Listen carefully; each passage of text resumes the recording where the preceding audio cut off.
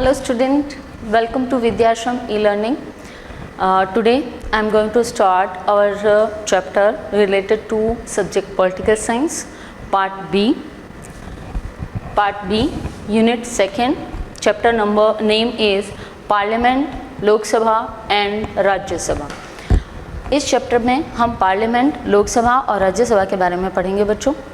Now I am going to start first the introduction related to parliament. Okay, parliament से पहले हम लोगों को पता होना चाहिए that our government have 3 organs. हमारी या कोई भी गवर्नमेंट जो है, गवर्नमेंट के बच्चों 3 ऑर्गन होते हैं. 3 ऑर्गन होते हैं गवर्नमेंट के. वो 3 ऑर्गन क्या हैं? Government have 3 organs.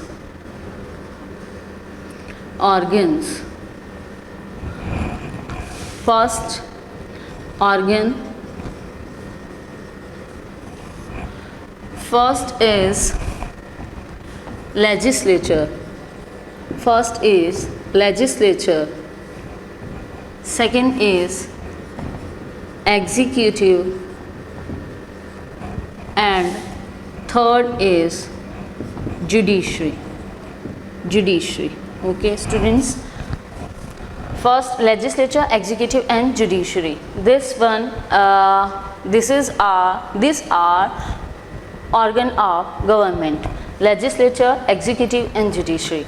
जो सरकार है उसके 3 अंग माने जाते हैं. गवर्नमेंट के 3 ऑर्गन हैं. Legislature, it means this organ work for the making law. कानून बनाने के लिए ऑर्गन काम में आता है. इस ऑर्गन का काम है मेक लॉज. ये कानून बनाने वाली संस्था, इंस्टीट्यूशन है. देन ये जो लॉज बने हैं उनको इम्प्लीमेंट कौन करता है? वो कार्यपालिका, एग्जीक्यूटिव करती है. यानी उन लॉज को काम में लेने वाला जो ऑर्गन होता है एग्जीक्यूट करता है, एग्जीक्यूट लॉज. ये इंस्टीट्यूशन एग्जीक्यूट करता है लॉज को. एंड देन जुडिशरी, किसी भी तरीके की डिस्प्यूट्स होता है तो उस डिस्प्यूट्स को, उस प्रॉब्लम को सॉल्व करने वाला अंग जो है वो जुडिशरी होता है. देन आफ्टर इट, जब हमने ये पढ़ लिया कि it is very most important thing, firstly we know about the organs of government के ऑर्गन्स के बारे में हमें पता होना चाहिए सबसे पहले कि गवर्नमेंट के ऑर्गन्स जो हैं वो ये 3 होते हैं. अब हमारा चैप्टर है parliament, Lok Sabha and Rajya Sabha. Then we have to know about the organ of the first part. This organ is related to the our chapter. ये इसीलिए सबसे पहले हमें ऑर्गन का पता होना चाहिए. ये जो ऑर्गन है, ये ऑर्गन ही हमारे चैप्टर से रिलेटेड है, क्योंकि ये ऑर्गन क्या है? कानून बनाने की संस्था का नाम है. और पार्लियामेंट जो है, पार्लियामेंट का वर्क यही करता है. इसी इंस्टीट्यूशन या इसी अंग में हमारा पार्लियामेंट आता है राजस्थान के, इंडिया का. इसके बाद हम बात करें तो पार्लियामेंट जो है, हर कंट्री में पार्लियामेंट के नाम जो हैं वो अलग अलग हमारे सामने आते हैं. पार्लियामेंट के नाम जो हैं वो हर देश में अलग अलग हैं. जैसे कि अगर हम बात करें तो ब्रिटेन में पार्लियामेंट, ब्रिटेन के अंदर पार्लियामेंट कहा जाता है इसे. ब्रिटेन में पार्लियामेंट के नेम्स जो हैं वो अलग अलग हैं हर देश के अंदर, हर कंट्री के अंदर. अगर अब नेक्स्ट हम इसकी बात करें यूएसए की, देन कांग्रेस कहा जाता है. यूएसए में कांग्रेस कहा जाता है पार्लियामेंट को. इसके बाद में हम बात करते हैं जापान की, तो जापान में नेशनल डाइट कहा जाता है इसको. जापान पार्लियामेंट के different names in different countries, वो हम पढ़ रहे हैं यहाँ पर. जापान में पार्लियामेंट को बच्चों डाइट कहा जाता है.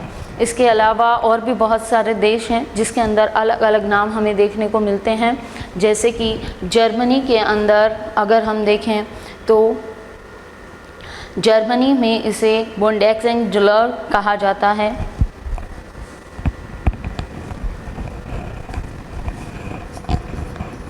जर्मनी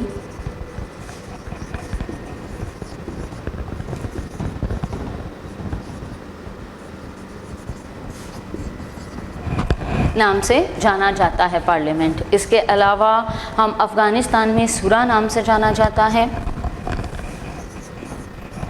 इन अफ़गानिस्तान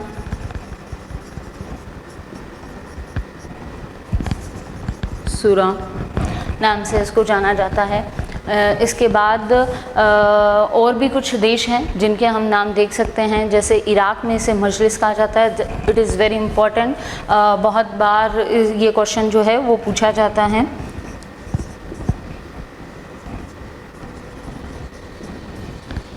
मजलिस कहा जाता है बच्चों, Majlis in Iraq.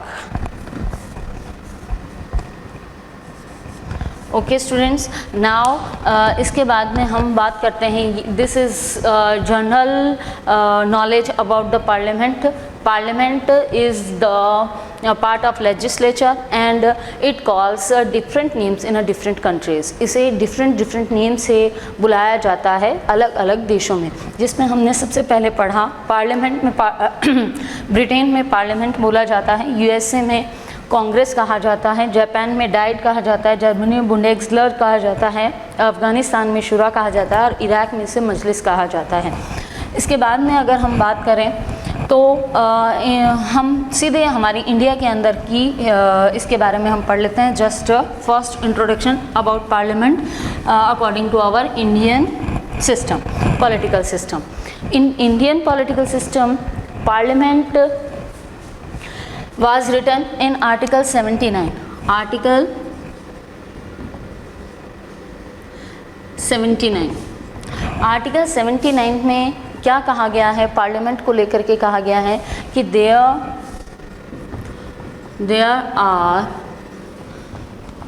there are two houses. There are two houses Lok Sabha and Rajya Sabha. There are two houses, Lok Sabha and Rajya Sabha, the lower house and the upper house, and also the president will be formed the Indian Union. Okay students, it means there are two houses. हमारे parliament के अंदर दो houses हैं जिनको क्या कहा जाता है,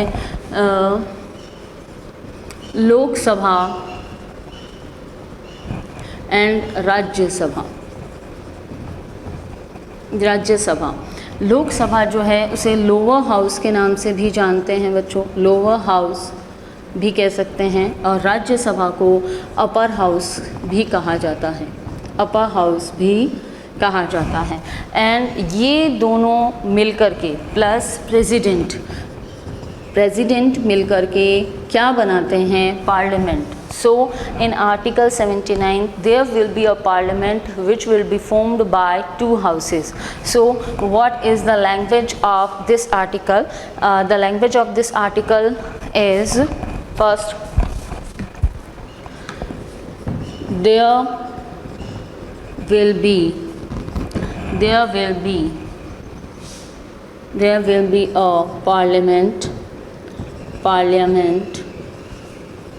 parliament which will be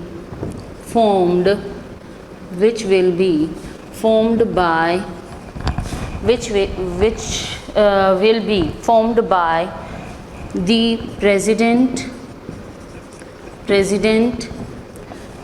and the two houses.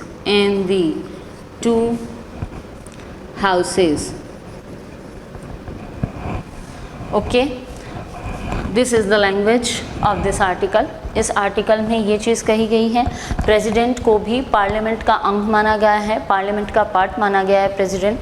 So president is, we can say president is our constitutional head and head of executive and also the integral part of our parliament. हमारे parliament का अंदरूनी हिस्सा है president.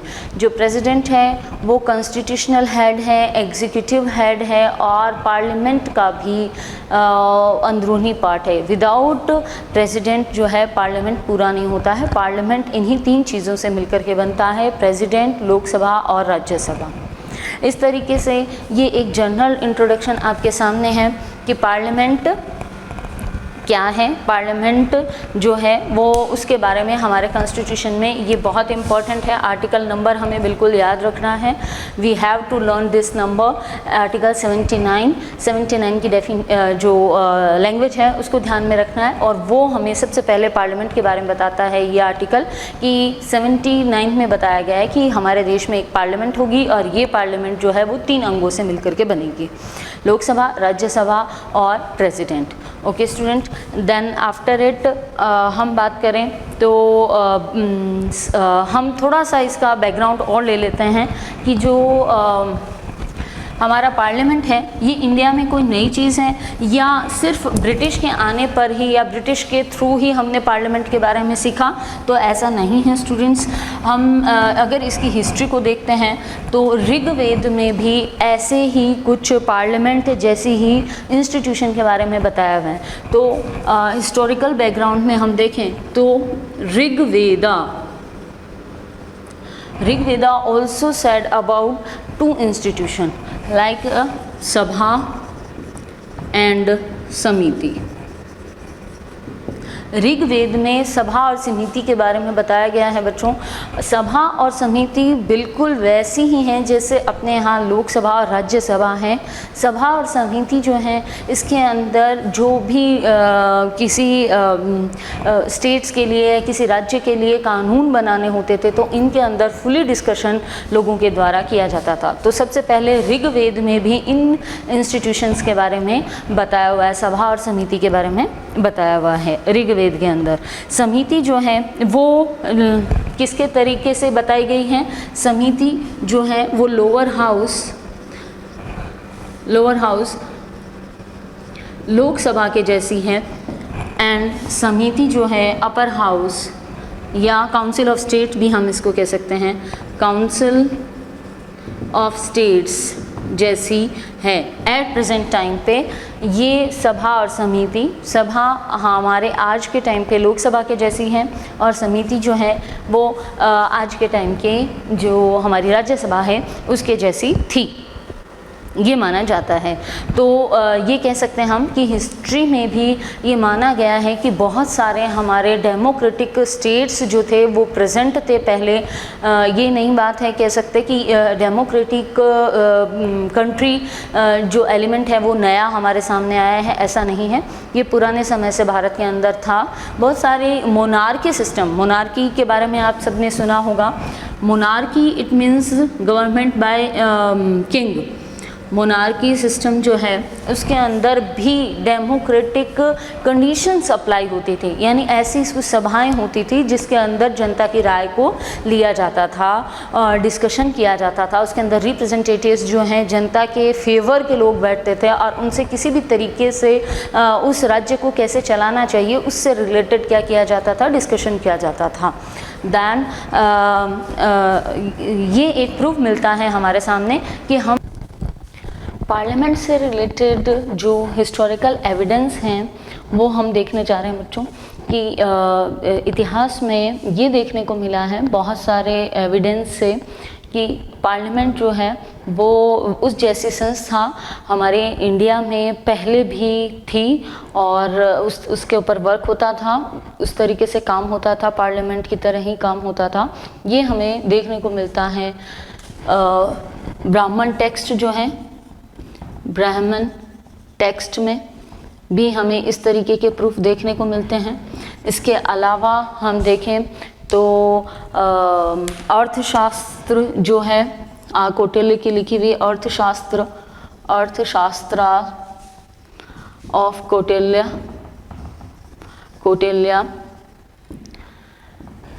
Kautilya के through लिखी हुई जो book है अर्थशास्त्र, उनसे हमें ये प्रूफ मिलता है कि पार्लियामेंट जैसे इंस्टीट्यूशन हुआ करते थे इंडिया के अंदर।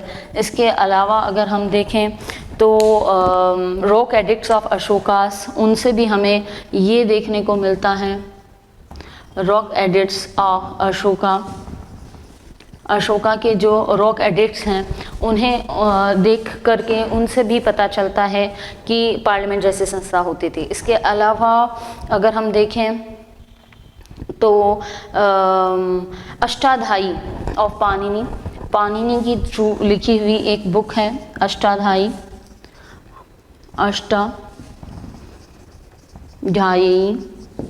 ऑफ पाणिनि। इनके थ्रू लिखी हुई जो बुक है अष्टाध्यायी, उसमें भी पार्लियामेंट से रिलेटेड प्रूफ हमें देखने को मिलते हैं। इस तरीके से हम बता सकते हैं कि पार्लियामेंट जैसी चीज़ हमारी इंडिया में थी पहले, या पार्लियामेंट जो है पार्लियामेंट वर्क करता था इंडिया में हिस्ट्री के अंदर भी।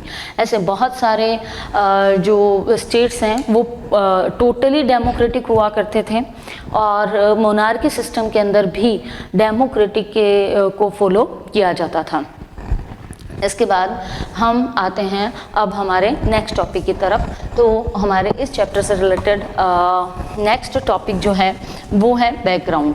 अब हम पार्लियामेंट जो है वो डायरेक्ट, आप सब इस बारे में जानते हैं कि जो कॉन्स्टिट्यूशन है, क्योंकि पार्लियामेंट के बारे में सबसे पहले हमें कॉन्स्टिट्यूशन से ही समझना पड़ेगा कि कॉन्स्टिट्यूशन जो बना वो इंडिया में 1946 पे कॉन्स्टिट्यूशन बनना स्टार्ट हुआ था कॉन्स्टिट्यूएंट असेंबली से। उससे पहले हमारा ऐसा क्या बैकग्राउंड रहा कि ये इंस्टीट्यूशन जो हम कह सकते हैं कि भारत की आज़ादी के बाद हमने इसको अपनाया, पार्लियामेंट्री फॉर्म को अपनाया, तो हमारा जो बैकग्राउंड रहा वो बैकग्राउंड ब्रिटिश रूल से रहा।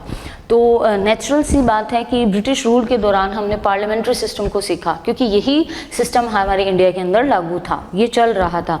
उसी में हमने बहुत सारे एक्ट जो हैं वो बनाए गए थे उस दौरान ब्रिटिश रूल के अंदर, और उनमें एक एक्ट आपका था चार्टर एक्ट ऑफ 1813। सबसे पहले इसमें भी हमने जो रूल्स थे उनको सीखा। Charter act of 1813, charter act of 1813 को हमने देखा, और 1813 के भी बहुत सारे रूल्स पार्लियामेंट्री सिस्टम को सिखाते हैं। इसके अलावा हमें इसके अंदर पार्लियामेंट्री एलिमेंट फाउंड करते हैं हम। इसके अलावा हमने जो है वो जो आर्टिकल 1892 है, इसी एक्ट ऑफ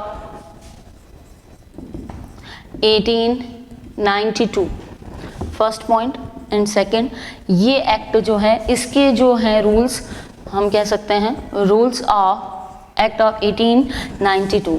1892 के अंदर भी जो ये एक्ट लागू हुआ था, इसके अंदर भी हमने पार्लियामेंट्री सिस्टम को समझा, जिसके अंदर गवर्नर जनरल ने एक लेजिस्लेटिव काउंसिल बनाई थी। लेजिस्लेटिव काउंसिल बनाई गई थी, और जिसके मेंबर थे 16 मेंबर्स थे जिसके अंदर लेजिस्लेटिव काउंसिल में। और ये जो 16 मेंबर्स थे, इनके अंदर 4 मेंबर ऐसे थे जिनको डायरेक्ट चुना जाता था, डायरेक्ट इलेक्ट होते थे ये 4 मेंबर्स। इसके बाद 1909 यानी 1909 का एक्ट आता है, 3rd नंबर पे आता है एक्ट ऑफ 1909। 1909 के एक्ट के अंदर जो ये लेजिस्लेटिव काउंसिल है बच्चों, इसके मेंबर्स जो हैं वो 16 हैं, और इस एक्ट के तहत 60 हो जाते हैं, मेंबर्स को बढ़ा दिया जाता है। इस तरीके से हमने इन एक्ट के थ्रू पार्लियामेंट्री सिस्टम को सीख लिया था, इसलिए ये हमारे बैकग्राउंड के अंदर आता है कि हमने जो पार्लियामेंट और लोकसभा के बारे में समझा, उस को पहले हमने किस तरीके से देखा था। पहले जो है वो किस तरीके से चल रहा था, उनके थ्रू हमने इन सारी चीज़ों को, पार्लियामेंट को, लोकसभा को, इनको अपनाया, इनको सीखा। और इसमें इन एक्ट्स, जो ब्रिटिश रूल के दौरान ये एक्ट्स लागू हुए थे, इन एक्ट्स के थ्रू ही हमने बहुत सारी चीज़ों को सीखा। इन एक्ट में ही जो है हमने कम्युनल सिस्टम को भी सीखा इलेक्शन के अंदर। इसके अंदर एक और पॉइंट आएगा, कम्युनल सिस्टम इन इलेक्शन, ये भी इसी एक्ट के थ्रू हमने सीखा। Communal system in election, communal system in election, election में कम्युनल सिस्टम को हमने सीखा इसी 1909 के अंदर। ये एक नई चीज़, व्यवस्था उस टाइम पर शुरू हुई थी। इसके बाद में अपना एक नेक्स्ट एक्ट आता है, वो नेक्स्ट एक्ट है एक्ट ऑफ 1919। 1919 एक्ट के अंदर हमने बाय कैमरल लेजिस्लेशन को सीखा। बाय कैमरल लेजिस्लेशन एंटर होता है यहाँ पर। ये सारी चीज़ें वेरी शॉर्ट के लिए बहुत इम्पॉर्टेंट हैं कि बाय कैमरल जो है वो 1919 में ऐड हुआ। इसे डायरेक्टरी गवर्नमेंट, इसे बाय कैमरल लेजिस्लेशन कहेंगे। और बाय कैमरल लेजिस्लेशन में अब एक तो होता है काउंसिल ऑफ स्टेट्स और एक होता है लेजिस्लेटिव असेंबली। दो वर्ड इस्तेमाल किए गए, जिसके अंदर एक तो है लेजिस्लेटिव काउंसिल बाय कैमरल में अगर हम बात करें तो, एक तो है legislative assembly and then second is council of state, council of states, जिसे आज के टाइम पर हम राज्यसभा कहते हैं। ये लेजिस्लेटिव असेंबली आज के टाइम पर लोकसभा के नाम से हम जानते हैं इसे, और काउंसिल ऑफ स्टेट को हम राज्यसभा के नाम से जानते हैं, Rajya Sabha. Okay student, now after it what was the act, कौन सा एक्ट था इसके बाद? इसके बाद अपना एक्ट आता है एक्ट ऑफ 1935। इसके बाद में हम नेक्स्ट एक्ट को देखेंगे और वो एक्ट है हमारा 1935, act of 1935।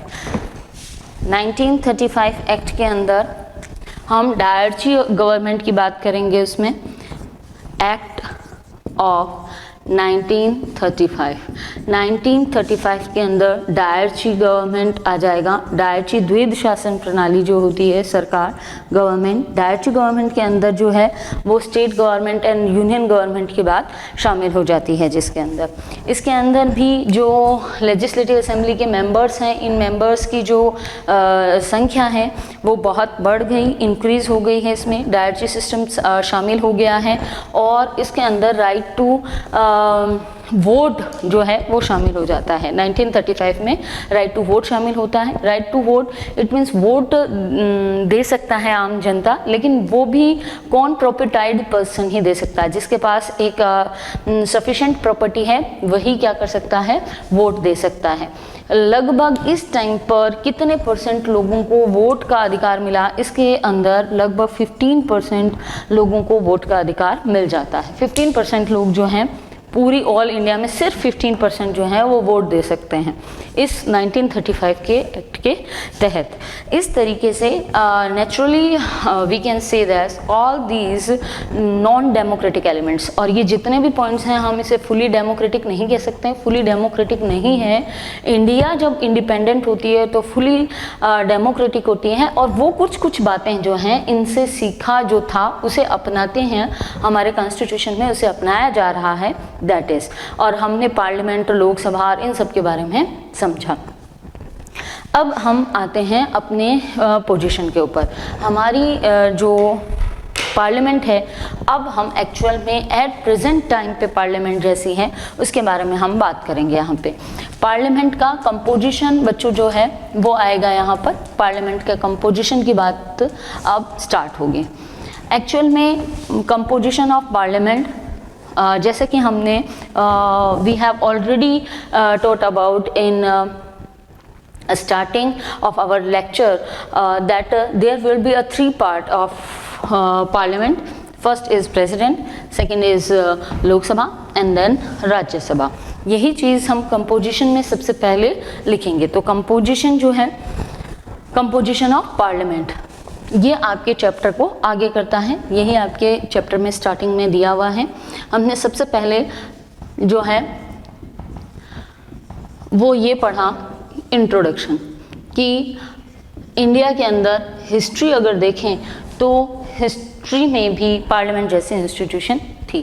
Then after background, और इसमें हमने ब्रिटिश के थ्रू बहुत सारे जो ब्रिटिश ने एक्ट लगवाए, उन एक्ट के थ्रू हमने समझा कि पार्लियामेंट की सिस्टम कैसे चली थी इंडिया में। तो ब्रिटिश ने जितने एक्ट लगाए उनमें बहुत सारे ऐसे पॉइंट्स थे और उन पॉइंट्स से हमने पार्लियामेंट्री सिस्टम को सीखा था। इसके बाद में अब हम इंडिया जब आज़ाद हुई और कॉन्स्टिट्यूशन बना, उस टाइम पर पार्लियामेंट के लिए क्या व्यवस्था रखी गई है, अब पार्लियामेंट हमारा एक्चुअल में अब कैसा है, उसके बारे में हम बात करें। तो कंपोजिशन ऑफ पार्लियामेंट में हम वही चीज़ जो इंट्रोडक्शन में हमने रखी, आर्टिकल 79 को रिपीट करेंगे। There will be a parliament which will be performed by Lok Sabha, 2 houses, Lok Sabha, Rajya Sabha and president. और president is constitutional head, executive head and integral part of parliament. चूँकि पार्लियामेंट का ये इंटीग्रल पार्ट है, आंतरिक हिस्सा है, इसके साथ एग्जीक्यूटिव का भी ये कॉन्स्टिट्यूशनल हेड है, तो हम प्रेसिडेंट के बारे में आपकी बुक जो है वो एग्जीक्यूटिव वाली चीज़ में पढ़ाएगी, बताएगी।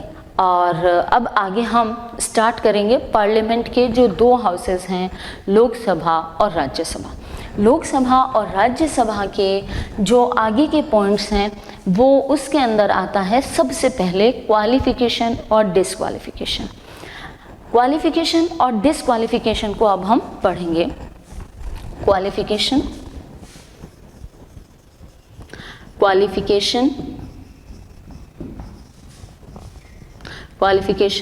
And disqualifications.